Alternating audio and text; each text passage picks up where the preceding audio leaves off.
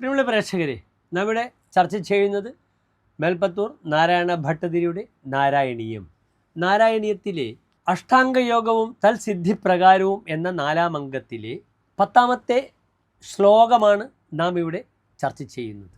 ലിംഗദേഹമഭിസന്ധ്യജന്നധോ ലീയതേ ത്വയി പരേ നിരാഗ്രഹഃ ഊർധ്വലോകകുതുകീതുമൂർധതഃ സാർദ്ധമേവ കരണേർനിരീഹതേ.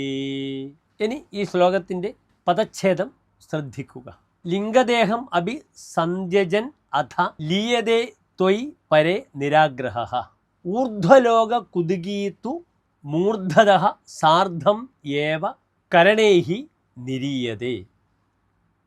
ഇനി ഈ ശ്ലോകത്തിൻ്റെ അന്വയം ശ്രദ്ധിക്കുക. നിരാഗ്രഹഃ അഥ ലിംഗദേഹം അഭിസന്ധ്യജൻ പരേ ത്വയി ലീയതേ ഊർധ്വലോകകുതുകീതു മൂർധതഃ കരണൈഹി സാർദ്ധം ഏവ നിരീയതേ.